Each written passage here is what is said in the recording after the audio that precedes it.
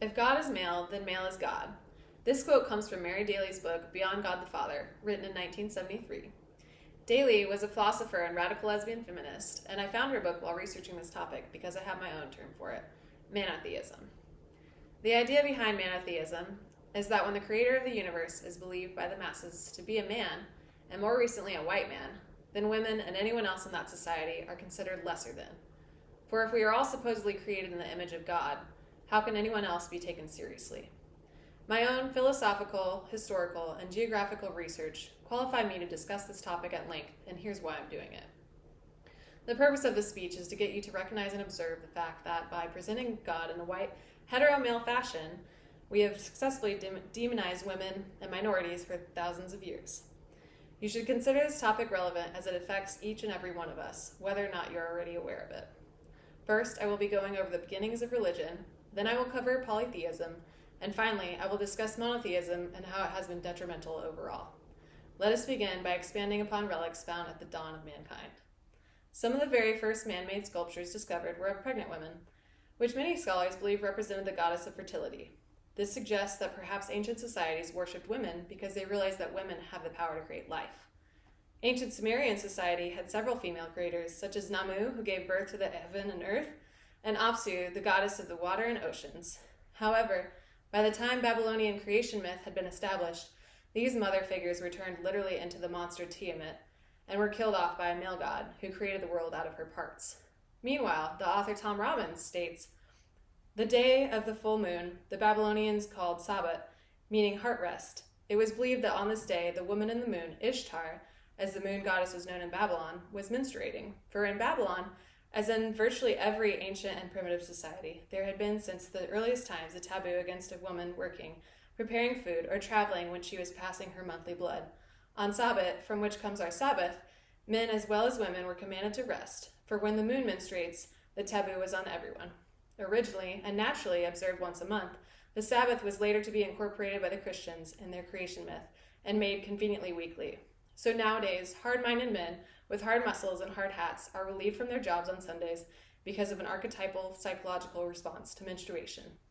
Still, we have hope that equal representation did mean better odds for women, at least for a few millennia, and we go on to explore polytheism. Before monotheism existed, the idea that one and only one God was the ruler of all things was preposterous to the people of Earth. In fact, most people practiced henotheism, wherein one God reigned above all gods, but there were others as well. We all know that stories about Greek and Roman mythology and how Zeus, or the Roman equivalent Jupiter, was the king of all gods.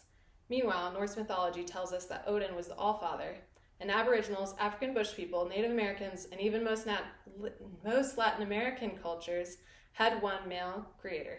Similarly, we see the ancient god Pangu as the creator of the universe in China. However, Nuwa, a female, is known to be the creator of humans and restorer of the pillar of heaven. Hinduism, however, has two main creators, Vishnu, who created the universe, and Brahman, who worked with all the materials already provided, as well as many other male and female gods. For example, dynastic Egypt was known to be one of the best times for women. Poverty was low, and equality was for everyone, which carried on into the Nubian empires, which were also largely ruled by queens for centuries. The Tang dynasty in China was known as a golden age for Chinese arts and culture, and women as well. Also, the Renaissance was a great time for women because people largely cast aside their antiquated religious beliefs and focused on the arts and sciences. Even still, we see that no women were celebrated as much as the male deity, which begs the question, have women ever been equally represented in religious society? For that, we will now look towards more current events. For the first point I'll make, I'll start by talking about three of the world's current religions. The concept of one male deity was introduced by Judaism around 4,000 years ago. Judaism described God as both male and female, and it was only for convenience sake that God was referred to as a man.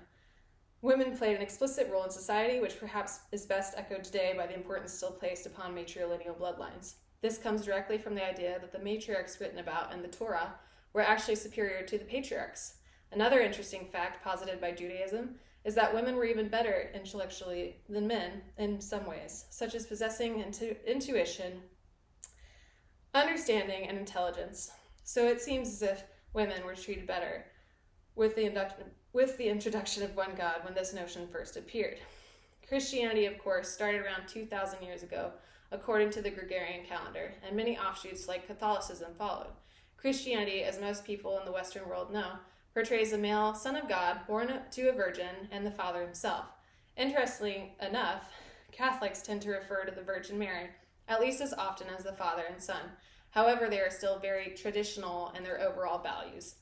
Meanwhile, Christianity is known to have committed some of the most heinous acts against women, minorities, queer people, and even children. Since its birth, missionaries have used the excuse of spreading the gospel to slaughter thousands of indigenous people. Christians have burned women alive. Southern Baptists and Episcopalians have segregated black people and murdered them. Mormons and Jehovah's Witnesses have treated women like property and covered up molestation, and Catholic priests have been let off the hook time and time again for molesting children, all in the name of God the Father, granting absolute forgiveness. Christianity still accounts for 33% of the world's religions. Islam sprang out of the Middle East around 1400 years ago after the Prophet Muhammad began receiving messages from God that ordered him to return to those same traditional values referenced by Christianity, despite the fact that this tradition was never actually established in any of the holy books. In Samina Ali's TED Talk entitled "What Does the Quran Really Say About Muslim Women's Hijab?" she mentions that there are only 3 references to women's clothes in the entire book, and that those references say nothing about a woman having to hide her face or her entire body when she is in public. Ali goes on to say that Muhammad's first wife was a wealthy CEO in that region and that she actually proposed to him. She also mentions that Muhammad's second wife rode into battle on the back of a camel, and that women were allowed to initiate divorce whenever they wanted to prior to extreme Islam. Ultimately, Ali states that corruption by clerics who have mistranslated the Quran and issued fatwas into law and as the reason why Islam has such strict rules for women today, and that these passages tend to sound strangely erotic and like the worst kind of misogynist fantasy.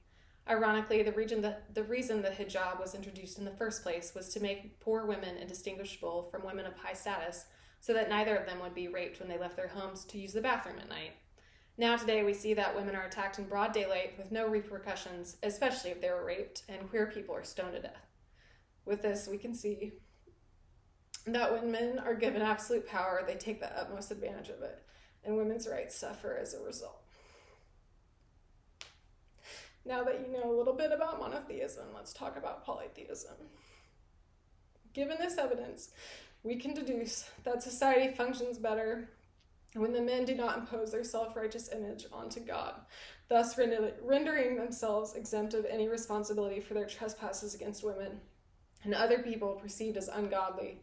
By now you should have a decent understanding of the term monotheism and how I came up with it, how it applies, and how it has evolved and changed everything around us. We've looked at the history of spirituality, polytheism, and monotheism. So hopefully by now you can see how the portrayal of God as a straight white man is dangerous to society, and especially women and minorities. Thank you for listening, and I hope this helps you to consider the biases in society that have deep roots in theology and monotheism.